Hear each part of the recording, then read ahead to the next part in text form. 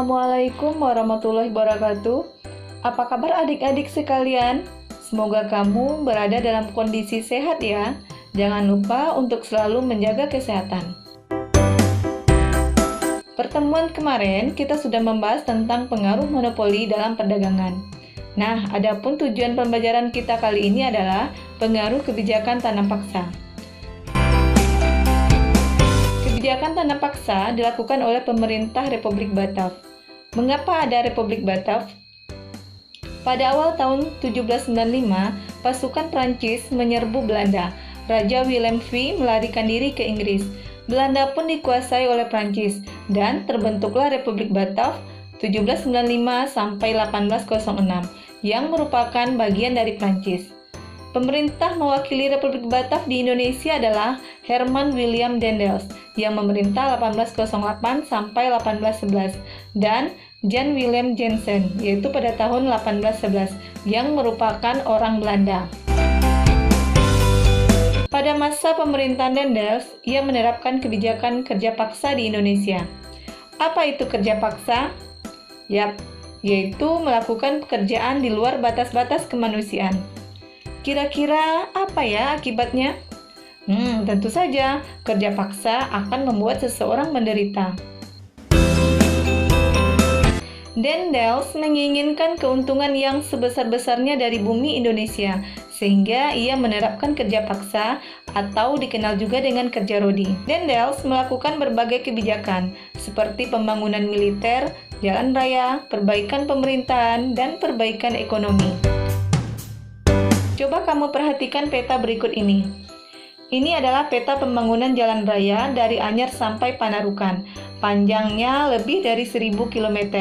Adapun jalurnya adalah Cilegon, Jakarta, Bogor, Bandung, Cirebon, Semarang, Pati, Surabaya, Probolinggo, hingga Panarukan, Jawa Timur.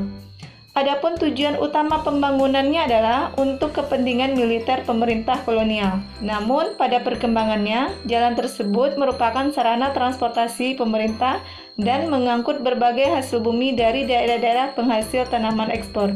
Sehingga dengan adanya jalan ini, proses distribusi barang dan jasa untuk kepentingan kolonial semakin cepat dan efisien. Namun, tahukah kamu bagaimana proses pembangunan jalan yang melewati gunung yang terjal dan medan yang sulit ini? Pembangunan Jalan Anyer Panarukan sebagian besar dilakukan oleh tenaga manusia. Puluhan ribu penduduk dikerahkan untuk membangun jalan tersebut. Rakyat Indonesia dipaksa Belanda untuk membangun jalan.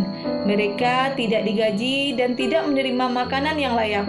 Akibatnya, ribuan penduduk meninggal akibat kelaparan maupun penyakit yang diderita. Pengerahan penduduk untuk mengerjakan berbagai proyek Belanda inilah yang disebut kerja paksa atau kerja rodi. Kerja paksa pada masa pemerintah Belanda banyak ditemukan di berbagai tempat.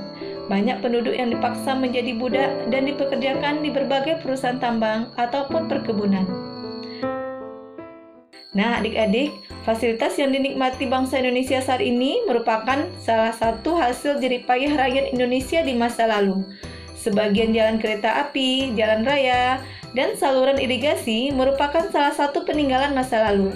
Fasilitas tersebut dikerjakan melalui kerja paksa.